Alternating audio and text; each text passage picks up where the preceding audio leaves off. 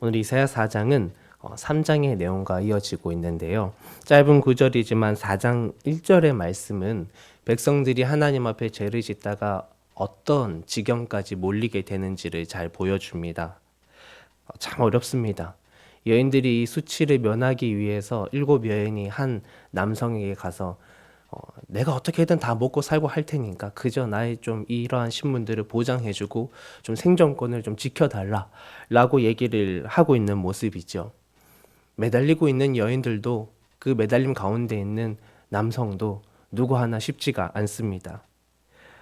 죄를 짓다가 결국에는 수치 한가운데 빠졌습니다. 수치를 면하고 싶지만 그럴 수가 없는 안타까운 상황인 것이죠. 만약 하나님이 없다면 예수님의 십자가와 부활이 없고 오늘도 우리와 동행하시는 성령 하나님이 계시지 않다면 우리의 삶도 크게 다르지 않을 것입니다.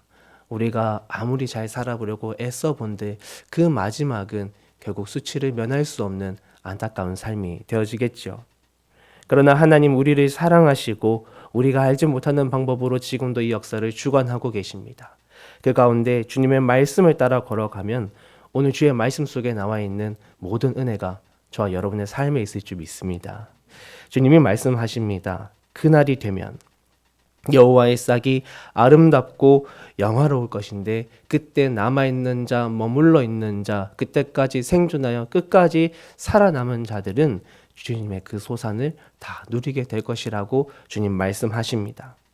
그중 첫 번째는 우리가 모든 수치를 벗고 거룩하다 여김을 받는다고 말씀하고 있습니다. 참 귀한 은혜입니다.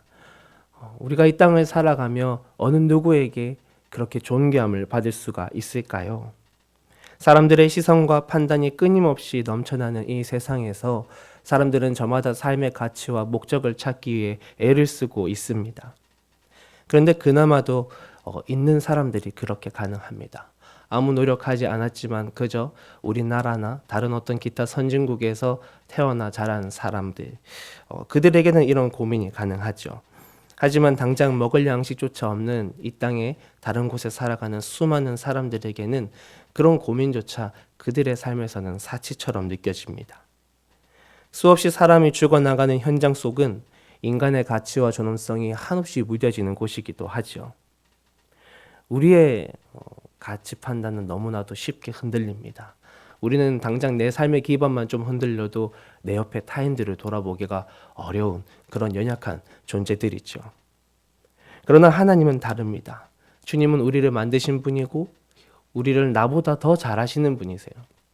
내가 언제 무엇을 두려워하는지, 내가 언제 좋아하고 언제 웃음을 띠는지, 내가 안에서 어떤 소망을 갖고 있는지, 나조차도 세상이 흘러가는 것을 바라보느라 나의 마음을 돌아보지 못하는데 하나님께서는 우리의 그런 모든 것을 다 알고 계십니다.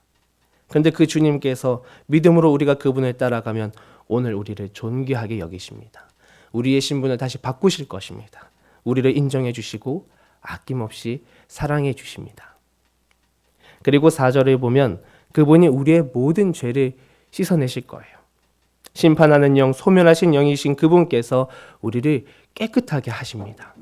이제 더 이상 다시 번복은 없는 것이죠. 이것이 무엇을 뜻합니까? 우리가 이제 더 이상 죄와 싸우지 않는 때가 온다라는 것입니다.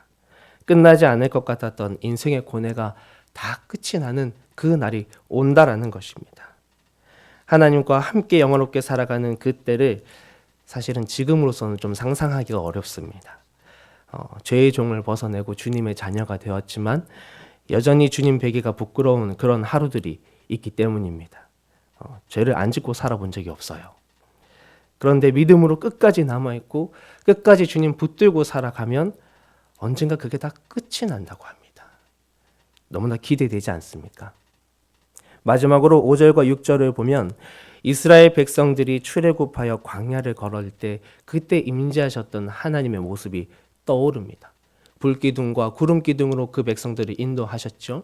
주님께서 그 백성들을 애굽에서 끌어내어 시내산까지 데려가셨고 주님은 시내산에서 그들에게 선포하셨습니다. 내가 너희의 하나님이 되고 너희가 내 백성이 되리라. 그것이 회복되는 놀라운 역사입니다. 그런데 이제는 광야가 아니라 오늘 말씀해 보면 우리가 예배하는 성소, 우리가 예배하는 모든 집회의 장소가 회복되고 우리가 하나님의 백성으로서 완전해짐을 알 수가 있습니다. 지금까지는 어렵죠. 예배드리는 사람으로 삶을 살아간다는 것, 예수님 믿는 사람으로 살아간다는 것 쉽지 않습니다.